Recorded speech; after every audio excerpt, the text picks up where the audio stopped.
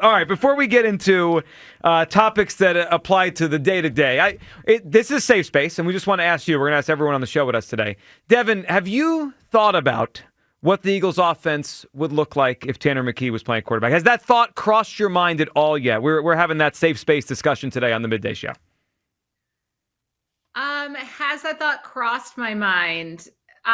This season, no. I mean, that's a tough question because, he's the backup quarterback, and I think he's a really good backup. And I think in Philadelphia, the backup quarterback position is valued, I think, more than most other markets, because look at what a backup quarterback did for us back in 2018, right? Nick Foles is a legend in this town. So I think we put a lot more emphasis on that position, and I think it's worked out for the best in that case because, Tanner McKee isn't a massive step back, I would assume, if he were to go in. Last season when he played for those last few games, when Kenny Pickett went out with his rib injury after he was in for Jalen Hurts. So do I think Tanner McKee is a very good backup? I'm trying to word this so I don't insult Tanner McKee because I think he's a very good football player. But no, it's not something that's actively in the forefront of my mind, knowing that Jalen Hurts has led this team to 2 Super Bowls, won one, and also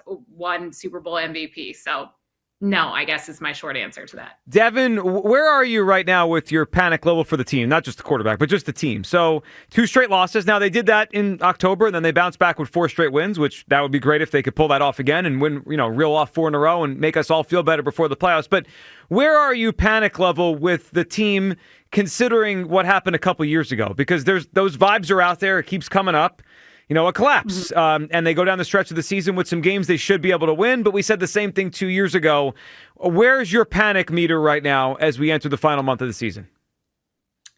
I don't think my panic meter is super high, but I've always kind of trended cautiously optimistic when it comes to really any Philly sports team, but especially the Eagles.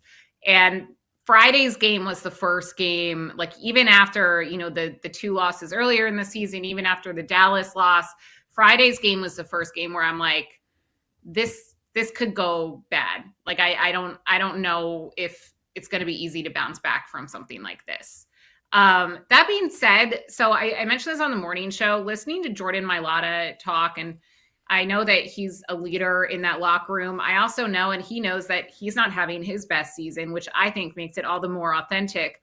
Jordan Mailata coming on WIP last night and saying, this is nothing like 2023. I can promise you that. We can nip that in the bud right here and now. That made me feel a lot better. And also being in the Eagles locker room most days of the week, they seem fine when we're in there. And it's pretty obvious when media, enters the locker room, but I don't think that it's a front. I do think that they're still a close-knit group culturally for the most part. And I'm not sure if they had that in 2023. So that gives me confidence. I also think that this team is resilient and has shown that they can bounce back. Sometimes they're even strongest when they bounce back. I was talking about this on Saturday when I was on right after the game, where it's almost similar to the Phillies. I think that it's a Philadelphia mindset to be the underdog. And I think that's been an issue with the Phillies. We see them come up short in the postseason year after year. And I think that could be affecting the Eagles this season, where they're almost not used to being, or they don't thrive as being the favorites, the front runners, the reigning champions. And we knew that going into this season, Nick Sirianni's messaging to the team was, we're not reigning Super Bowl champions. This is a whole new season. That being said, every single team is coming in playing them like they are the reigning Super Bowl champions, because they are.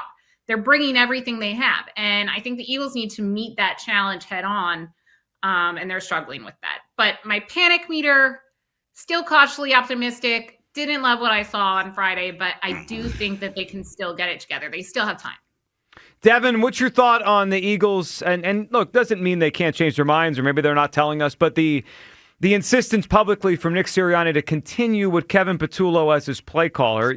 Your thought on that? Because it seems like it would be the easiest lever to pull. Way easier, obviously, than changing quarterbacks or anything like that. It'd be the easiest lever to pull, but it seems like Sirianni believes in his guy, Kevin Patullo, and they're going to stick with that.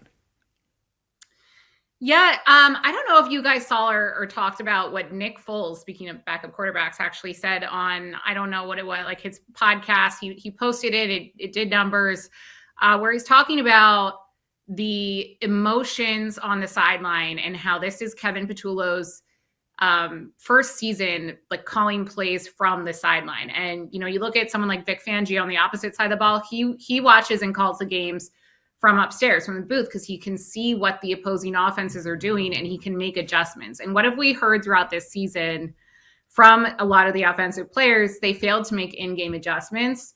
And Nick Foles in his clip basically said, like, I think they should try putting KP up in the booth and seeing if maybe he's affected less by the emotions and moments down on the sideline.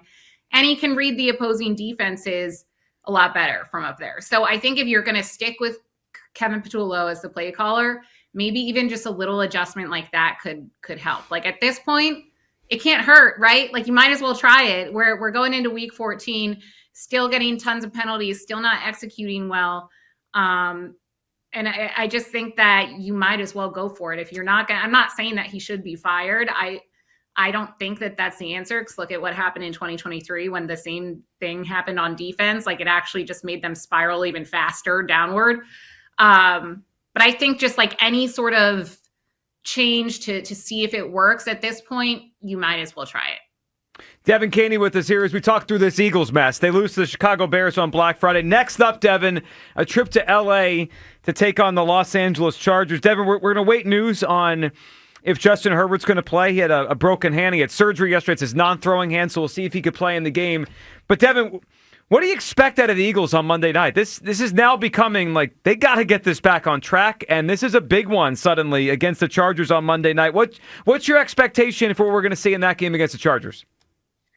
So I know this sounds ridiculous because like I kind of felt this way going into the Black Friday game against the Bears, but I really do believe that this team bounces back in a really strong way, and it plays into what I was saying in them thriving with an underdog mindset a lot more than they thrive as kind of the front runners. And I think coming off a 2-game losing skid, they're going to be hungry, and they're going to be, they don't hear, they say they don't hear and pay attention to the outside noise, but you have to know that, some of that's getting through. And I think that it's a team that plays their best when they're playing with a chip on their shoulder, especially a guy like Jalen Hurts.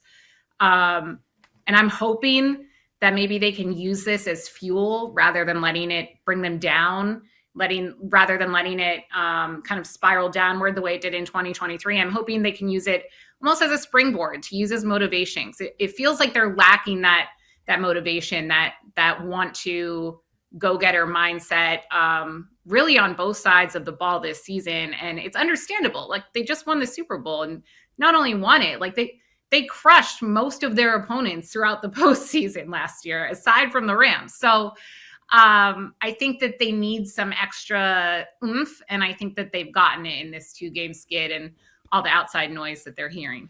Well, hopefully it's a bounce back. After they lost those 2 games in October, they bounced back with the win over the Vikings and the Giants. That could be the next 2 weeks with the Chargers and the Raiders coming in. Devan, we appreciate you hopping on. Have a great week, and we'll talk to you soon. Have a good one, Scoops. See ya. There she goes, Devan Kaney, Eagles sideline reporter. So she hasn't thought about it.